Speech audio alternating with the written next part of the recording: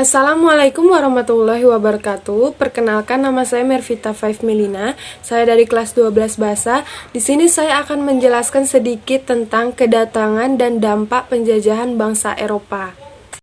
Kedatangan bangsa Barat ke Indonesia dilatar belakangi oleh 3 hal penting, yaitu motivasi 3G, Gold, Glory, dan Gospel. Revolusi industri dan pencarian rute perdagangan, terdapat beberapa bangsa Barat yang datang ke Indonesia, antara lain Belanda, Portugis, Spanyol, dan Inggris.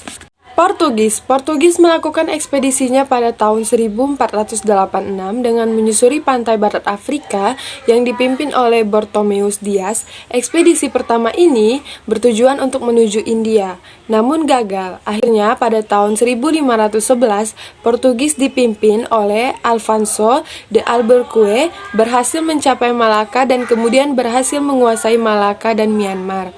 Spanyol. Ekspedisi Spanyol dimulai pada tahun 1522 dan tiba di Maluku. Ekspedisi ini dipimpin oleh Sebastian del Cano. Kemudian Spanyol menjalin kerjasama dengan Tidore yang menyebabkan persaingan dagang antara Portugis dan Spanyol. Belanda. Pelayaran bangsa Belanda dimulai pada tahun 1595 dengan menyusuri ujung selatan Afrika di bawah pimpinan Cornelis de Houtman. Belanda tiba di Indonesia, tepatnya di Pelabuhan Banten pada tahun 1596 melalui Selat Sunda. Ekspedisi Inggris dipelopori oleh Francis Drake dan Thomas Cavendish yang berlayar mengikuti jalur Magellan tahun 1579. Inggris berhasil mengekspor rempah-rempah dari Ternate dan membawanya ke Inggris melewati Samudra Hindia. Dampak kedatangan bangsa Eropa di Indonesia. 1. Bidang politik. Pada masa pemerintahan kolonial, kekuasaan kerajaan di Nusantara menurun karena adanya intervensi dari pemerintah kolonial lewat Divided Empire, politik adu domba. Melalui Divided Empire, pemerintah kolonial Belanda berhasil memengaruhi penguasa-penguasa di daerah untuk tunduk terhadap kekuasaannya. Berhasil membuat penguasa daerah tunduk berarti juga dapat mengatur beberapa kebijakan baru seperti 1. Membagi wilayah Hindia Belanda, khususnya Jawa, menjadi 9 prefektur dan 30 regenskap. 2. Tiap prefektur dipimpin oleh prefek yang merupakan orang Eropa, sedangkan tiap regenskap atau kabupaten dipimpin bupati yang berasal dari orang pribumi atau bangsawan. 2. Bidang pendidikan. Masuknya bangsa Eropa ke Nusantara juga membawa pengaruh besar dalam bidang pendidikan. Pendidikan dari Eropa pertama kali masuk ke Nusantara bersamaan dengan masuknya agama Kristen Katolik. Kala itu, dibangun sekolah yang mengajarkan ajaran agama Katolik untuk para pribumi dari daerah timur Indonesia di sekitar daerah Maluku. Stovia akhirnya menjadi cikal bakal berdirinya Universitas Indonesia dan Fakultas Kedokteran. Kemudian muncul kembali pendidikan tingkat Universitas Teknis, Hogeschool atau THS, Sekolah Tinggi Teknik, melalui sekolah-sekolah bergaya pendidikan Barat yang didirikan oleh pemerintah kolonial Belanda, nantinya melahirkan golongan citra baru dalam masyarakat Indonesia.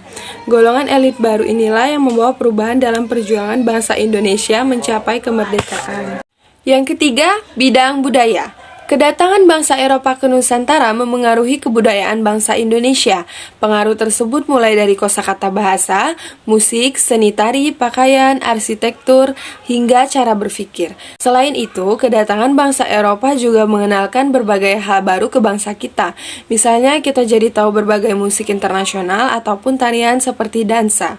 Selain itu, ada juga bangunan-bangunan yang menjadi saksi bisu terhadap segala peristiwa masa lampau. Semua bangunan tersebut punya ciri khas yang sulit dibuat saat ini, seperti bangunan yang bisa kita temui di Kota Tua Jakarta. Dulunya Kota Tua merupakan pusat pemerintahan Batavia.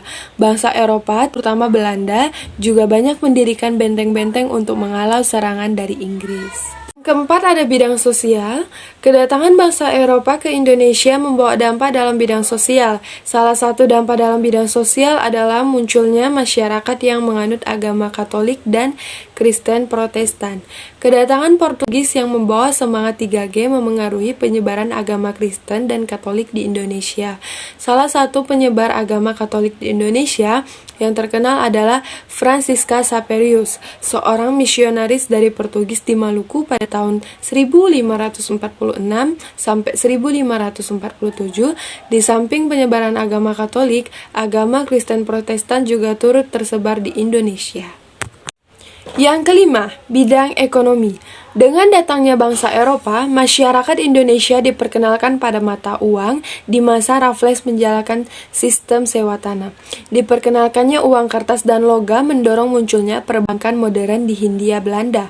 Salah satunya adalah The Javaske Bank. Bank modern di Hindia Belanda yang muncul pertama kali didirikan di Batavia pada tahun 1828. Munculnya sistem transportasi ini merupakan dampak kedatangan bangsa Eropa bagi Indonesia. Sekian dari saya ucapkan terima kasih. Bila ada salah kata saya minta maaf. Billahi taufiq wal hidayah. Wassalamualaikum warahmatullahi wabarakatuh.